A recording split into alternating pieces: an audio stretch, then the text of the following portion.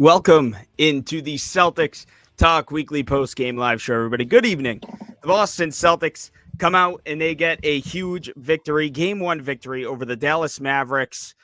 I'm Justin Lowe. That's Nick Franco. And we have special guests here tonight, former Celtic, current Pelican, Matt Ryan. Guys, how are we doing?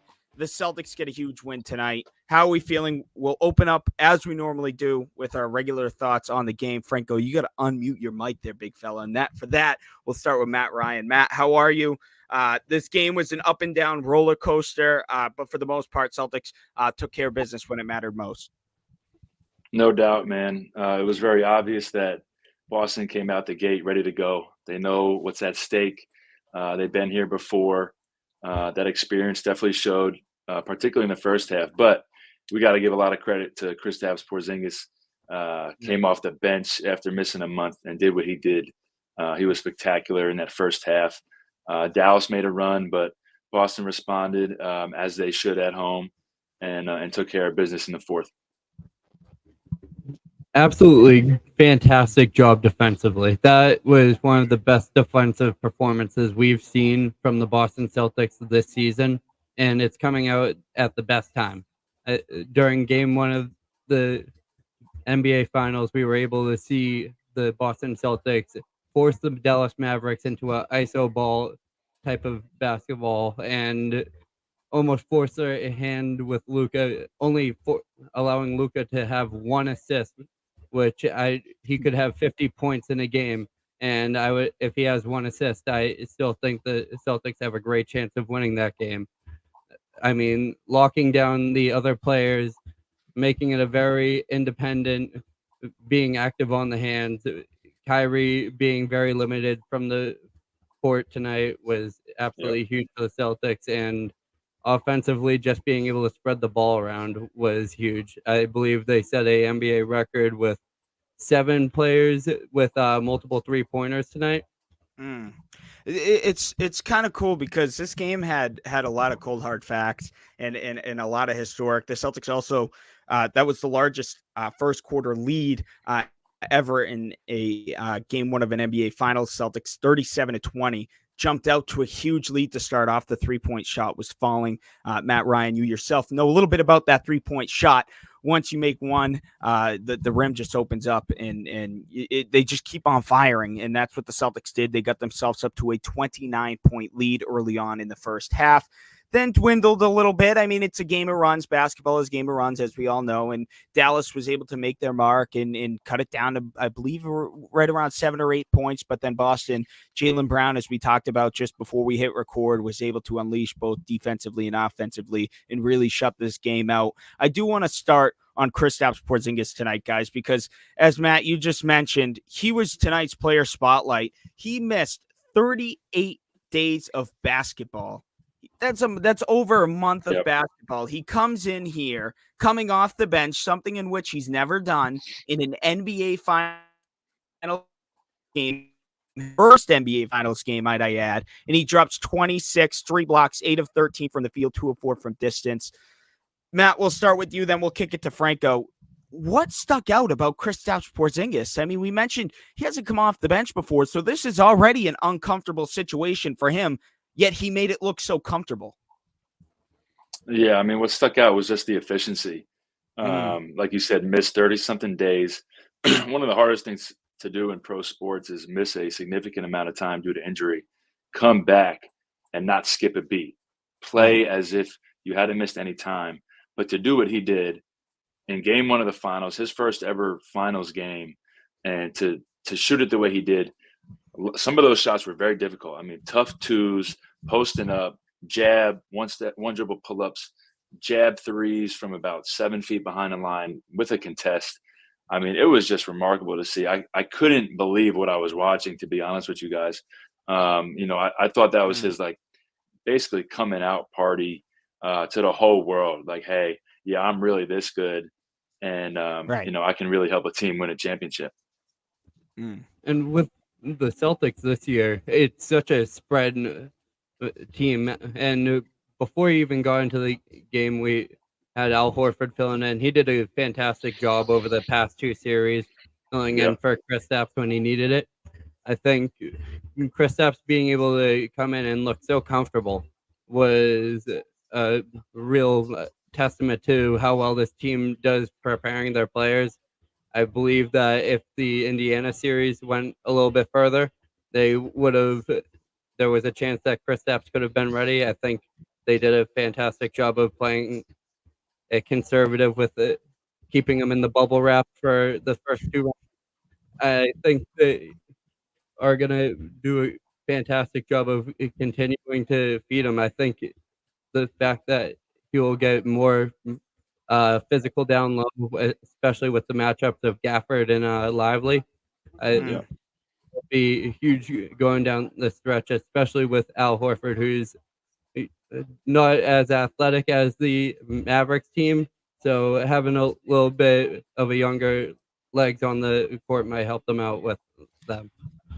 This is what makes the Celtics team so dangerous, is having a guy like Kristaps Porzingis at your luxury. And I feel like that's what the Celtics have missed in these past few years. And that's no disrespect to Robert Williams, who was one of my favorite players on the Celtics. But it's like the Celtics never had this 7'3" big man who could stretch the floor, play the block, can block shots down the other end. And it's like, go ahead. Not many teams have one of those guys. No, not at all. But like, this is exactly like what I feel like needed to be put next to Jason Tatum and Jaylen Brown. Like, it's like a seamless fit to me. And then you add, Drew Holiday as well, who Drew Holiday clearly showing that he has been in this position before just a couple of years ago with the Milwaukee Bucks. So it's like this Celtics team, people are calling it super teams. I'm calling this seamless fits. Right? Like, these guys fit really well within each other and they complement each other so well. And my favorite, I don't even know if it's a play. It's just stick KP at the free throw line, play that high post game. He could turn around and he got a couple mismatches with Hardy and he just turned around and he just made it look so easy. I mean, he just all he had to do was raise the ball up above his head and shoot it and it just go in. So Kristaps Porzingis tonight, I got to give him his flowers for sure. Obviously, Jaylen Brown definitely probably made a case for player spotlight tonight, but just with what Porzingis was able to do, especially with the efficiency at which he did it like, he just earned player spotlight. But let's really just take a look at the win tracker for the Celtics. 13 down, 3 to go. What's the key here? The key is to keep your opponent under 100 points. We talk about the defense, Franco. You talked about it in the opener. What stuck out to you about the defense tonight? Because you look at the win tracker, study it hard against every team here, holding them under 100 points. Obviously, that Pacers series was a sweep, but you're playing the number one offensive team in the Indiana Pacers. You're going to have to score a lot to win. But overall, the Celtics keeping teams under 100 has been the key to winning. Yeah, keeping the ball. I think the Celtics match up extremely well against the Dallas Mavericks. I said in the preview, I think that the Dallas Mavericks are an extremely top-heavy team. I think keeping the ball in Luka and Kyrie's hands as much as you can and not allowing the other players on their team to find their roles, because there's a lot of players that they have done a great job of putting around Kyrie and Luka. Shooters, they have slashers, they do a great job down low. I think being able to keep the ball in their hands and force them to try to beat the Boston Celtics 2-on-5 in offensive scoring, I think just keeping them in check and not allowing everyone else to get in there is the key to keeping the series where it is. No doubt. The switchability and the capability of usually all five defenders that Boston has on the court, especially when you look at their first five and you add Porzingis into that as well, they can just play Luka and Kyrie straight up. They don't have to send doubles. And so what does that do? That really stagnates the Dallas offense. When you look at their other series that Dallas has had, teams have sent doubles, teams have blitzed ball screens, and that creates advantages for Dallas on the weak side. It opens up shots for, say, PJ Washington threes, 2-on-1 drive, decision making. So Dallas just wasn't able to get any of that tonight. I don't know if they're going to be able to get any of that all series. I mean, I just don't see it. I don't see a time where Boston just sends double teams at Kyrie or Luka. They're just too good at guarding their yard and one-on-one defense to where they'll live with Luka going for 35, Kyrie going for 30, and the rest of the guys just not even getting any good looks. I mean, PJ Washington has looked like a spectacular player this whole playoffs. A large part of that has been due to the attention that Luka and Kyrie have gotten. PJ has gotten shots. Derek Jones has gotten a plethora of open threes throughout the playoffs. I don't know if that's going to happen. And so I'm just not sure how these other role players for Dallas are going to get involved when Boston's just playing one-on-one the whole time. Yeah, that's the thing. It's like you're going to have to see these guys step up. And I thought that was kind of like that in the Cleveland series where Boston kind of, before Donovan Mitchell got injured, it was, I remember, Frank, I was talking about this. It's like it's Boston versus Donovan Mitchell, right? Like if the Celtics can contain the other guys, if the Celtics can contain Max Strus and Okoro and all those guys, like that's going to be really beneficial to them, right? So then I look at this Dallas team and I think you're right, Matt. It's like it takes me back. Obviously, I wasn't alive for this, but it takes me back to when the Celtics let Jordan score 60 a night, right? And they just guarded the other guys, and we'll live with that. We'll live with Luka, putting up 40 a game if that means that we can contain Derek Lively and Jones in Washington. So yep. I think Boston has such flexibility on the defensive end as well, and really disrupts things. And again, I try not to, kind of gloss over game ones, win or loss, because game ones are definitely a tone setter, but it's not going to win you a 7-game series, right? Like you still have to win 4 games. So game one, Dallas has lost game one every single series, and they've won every single series so far. So it's like, it just goes to show you it's a long series. And I get it. Like, oh, Dallas hasn't played the Boston Celtics yet. I understand that. Like that at the same time, Dallas has opened up the series like this almost every time. So it'd be interesting to see what the, you got 3 days, June 9th is game 2. You got 3 days to make those adjustments. And we could be looking at a totally different ball game come game 2. But overall, I really like where the Celtics stand right now and how they were able to guard Luka and Kyrie. A lot of fans, a lot of these Instagram and Twitter coaches thought the Celtics were going to get absolutely exposed in the pick and roll with Kyrie and Luka. And I don't know. I don't know. People just, I think people just naturally hate the Celtics and just can't accept, what basketball is, and don't understand how the Celtics are one of the, if not the best, defensive team in the league right now. But Franco, the Celtics have had no problem. I know we only saw 48 minutes so far, but there was no problem tonight with what we saw. Yeah, I think when you're matching up with this team, I think it's really easy for the Celtics to get comfortable with a series like this, especially with the amount of preparation time they had. The amount of time the Celtics have had on resting on the road, and while the Dallas Mavericks were in dogfights the last few series, you can see the fatigue on the bodies. Luka has been grabbing at that right knee, so you have to wonder if he's at fully 100%, which no one is at this stage of the season. Right.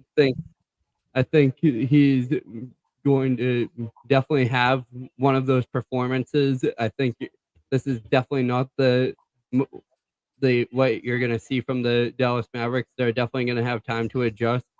It is a plus that the Celtics do have the home court, so they do have those few days in the facility to work things out, and then when they head back on the road, I feel like the series will pick up a little bit more. I think, honestly, the home court advantage has played a serious to the Celtics' advantage throughout the series, or throughout tonight. I think they were very electric in the building, and you could almost sense when the Celtics were on that downshift. It was almost when the fans weren't even in their seats.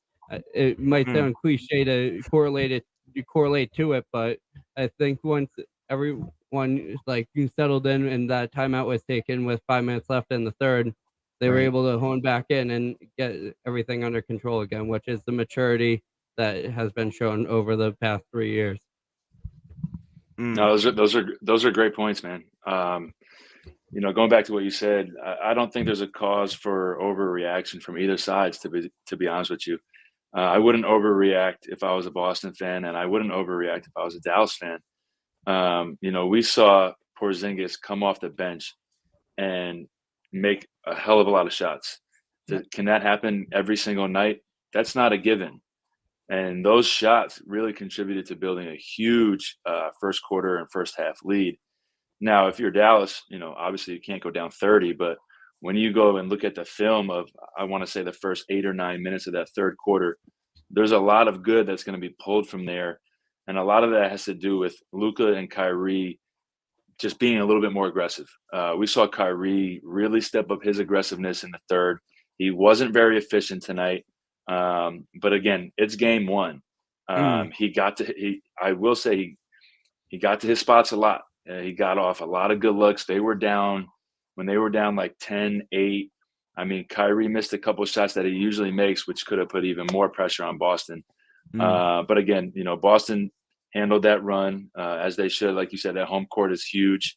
I remember being there during that playoff run, and I remember the crowd. When you're playing well because of how the crowd is reacting, and when the game is shifting because of how the crowd is reacting.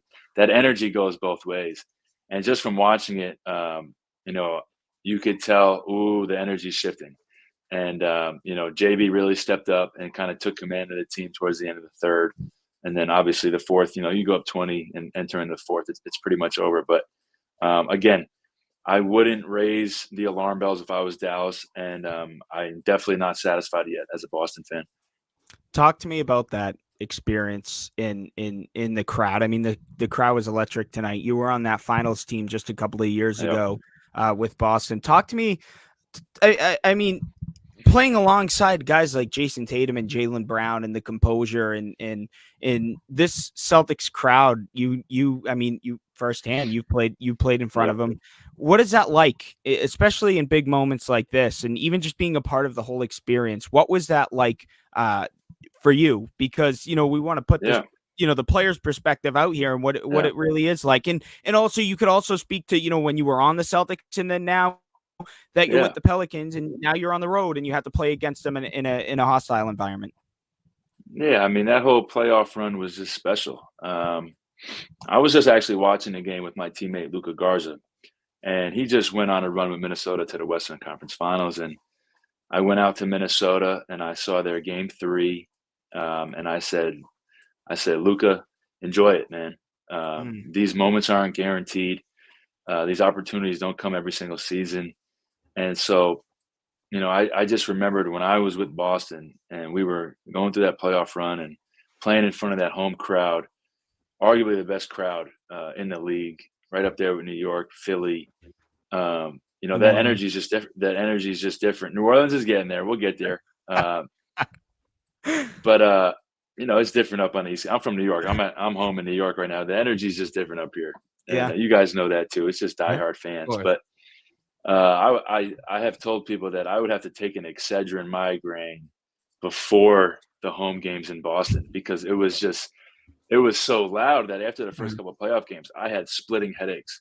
So I would pop a couple of Excedrin before those games to try and keep my mind right, because I would be standing right next to a teammate and, it was almost like white noise coming from the stands. Like we could barely hear each other just standing next to each other. And, that kind of environment's special. That's the kind of environment that every single player wants to play in front of. And, that's a huge home court advantage for them.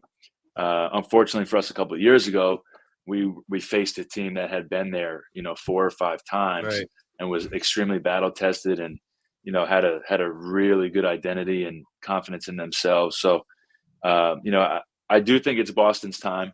Jaylen and Jason have gone through it. They've reached the mountaintop and haven't, punched their ticket. But they've had so much success. Now they had the best team in NBA this year.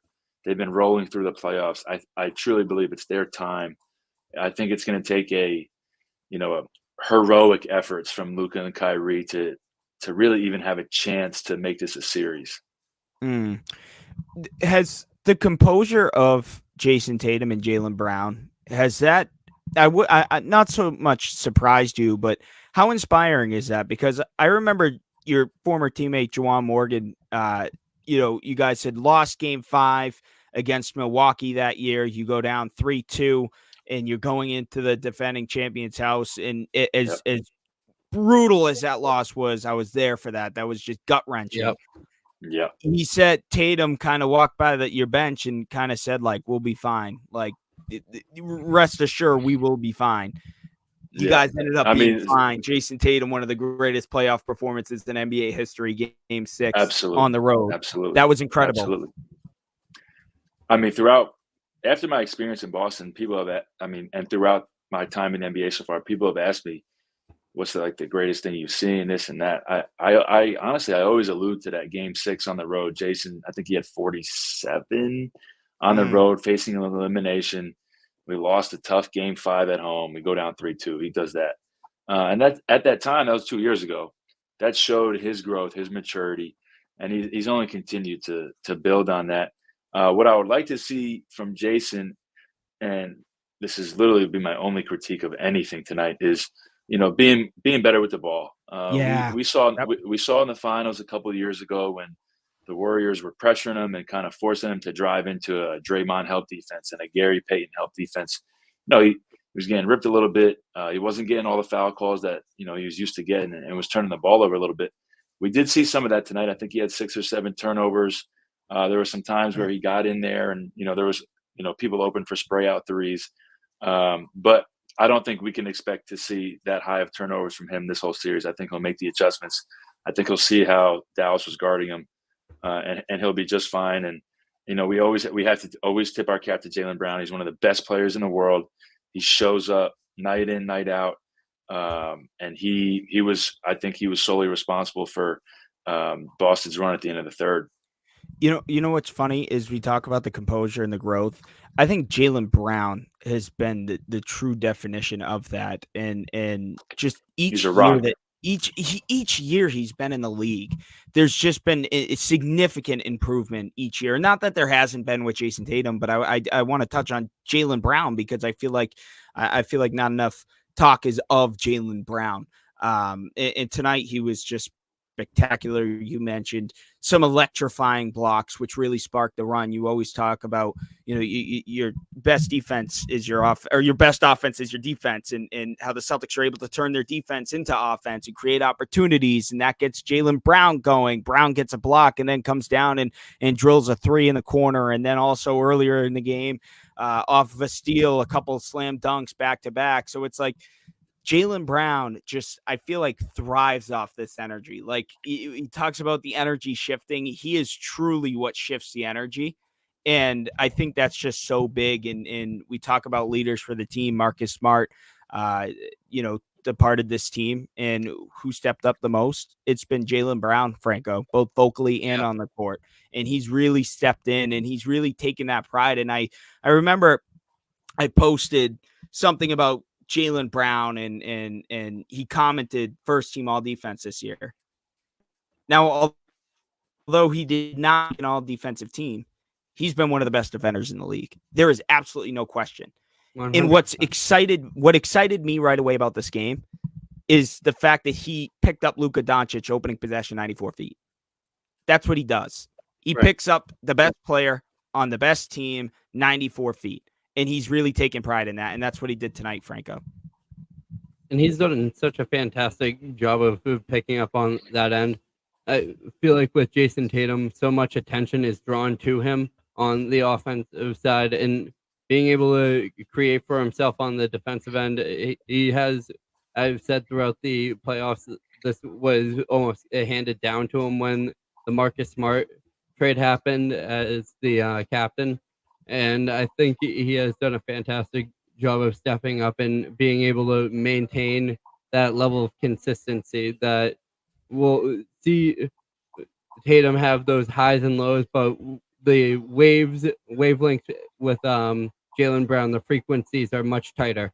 I think that once Dallas makes a few adjustments, I think we'll start to see more of those Jason Tatum type performances when they start realizing that we can't just shut down Jason getting to the lane with the doubles and relying on him to turn over the ball.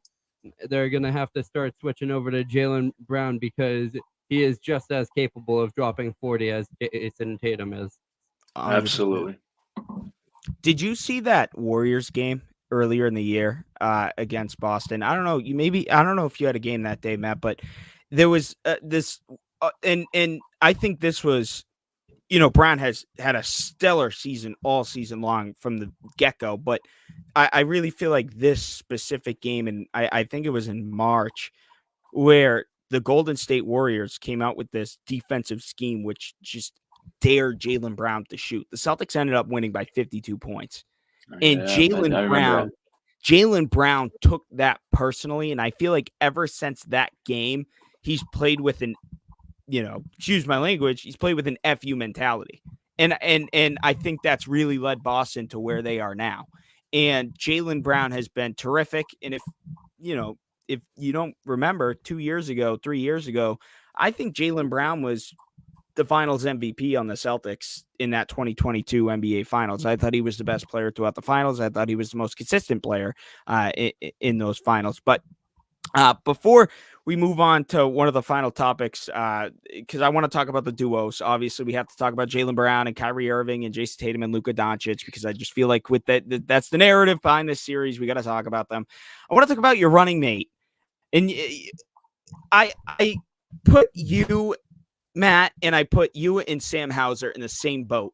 And the reason I do that is because I'm the biggest summer league guy ever. And both of you guys, I just remember covering you guys in the summer league and just being so excited about you guys, and both you guys snipers, and both your games are starting to evolve really, really well beyond the 3-point shooting. And tonight, Sam Hauser guarding Luka Doncic tonight, he held his own.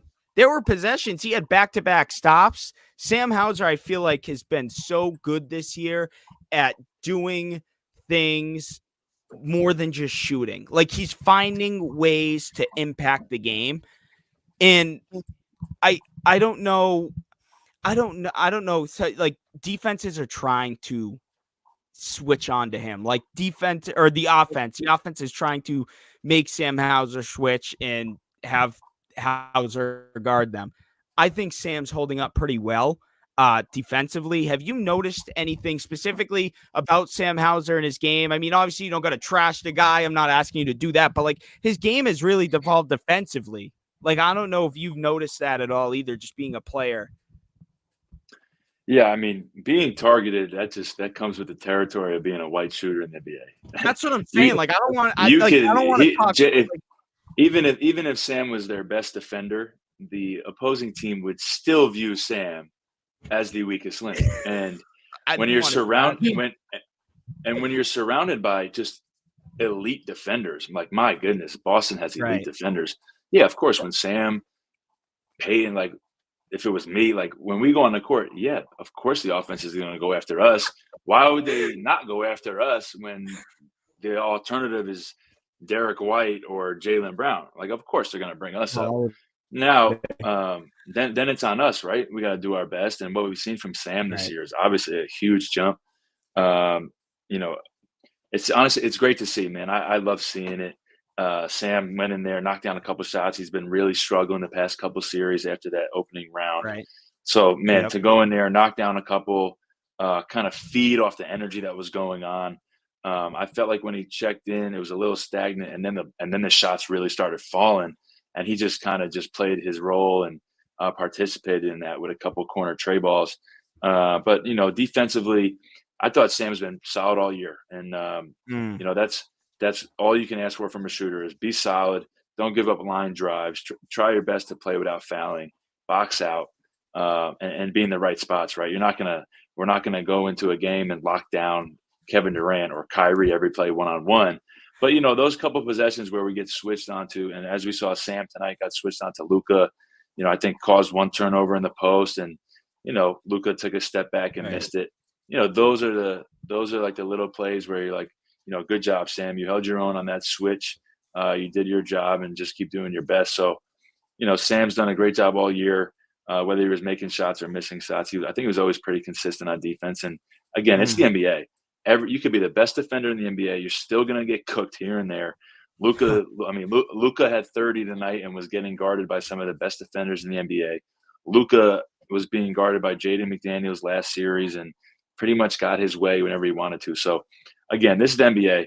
The most elite players, they're going to score, and they're always going to go after whoever they think is the weakest link on defense. Unfortunately for Sam, it's him on this team because of who he's surrounded by.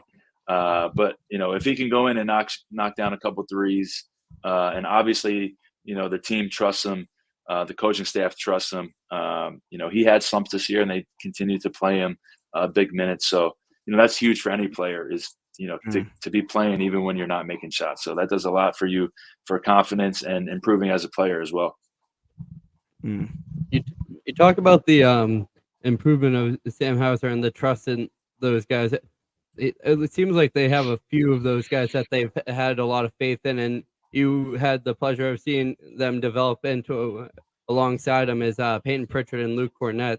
They've also been within the same boat as Sam Hauser, and they've been able to gain the faith from the coaching staff. What do you have to say about their growth throughout the past few years and going into the bigger roles that they have over time? Yeah.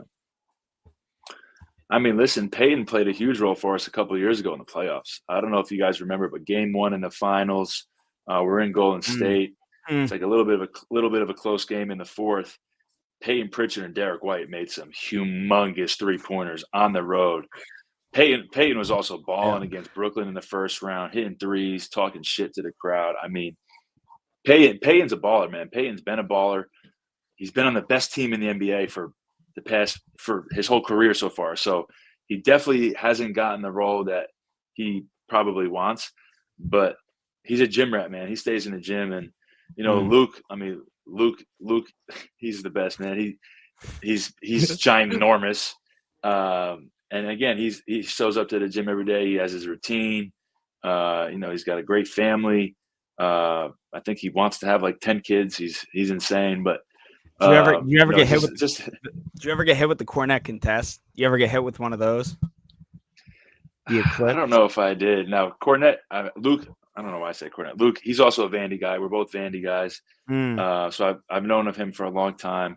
I know he's got the infamous two-hand contest from the paint, even if it's a 3-point shot.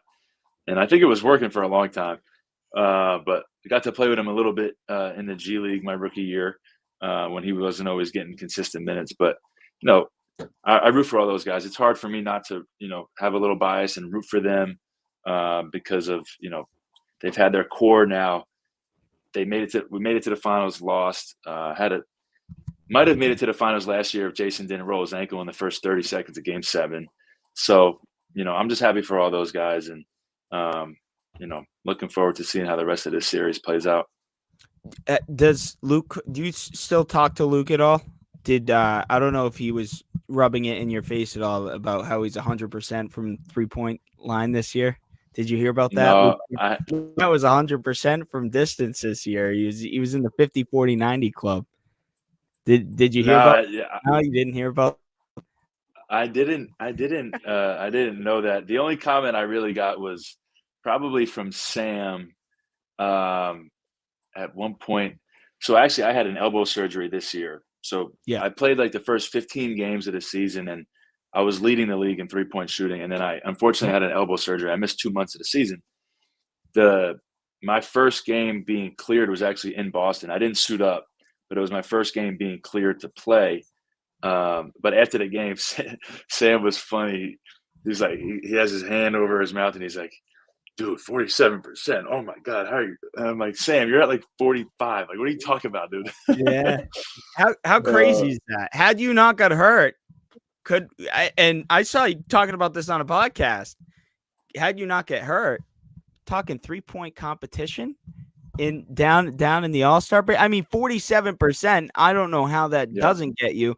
You finished the year 45%, I believe, which is still ridiculous.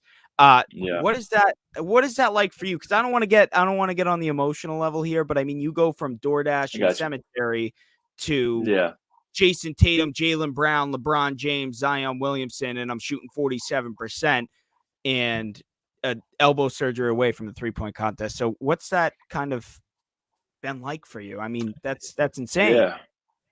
Yeah. I mean, obviously, when you look at kind of the path, it's been a roller coaster and an incredible journey. But you know, I'm at where I'm at because I always believed that I could do what I'm doing, and Right. so um, you know, I wasn't surprised. I put in Mm, so much work and have as much confidence as anybody in the world when shooting the ball. So I wasn't surprised. I would have loved to not get hurt and see what the season could have turned right. out.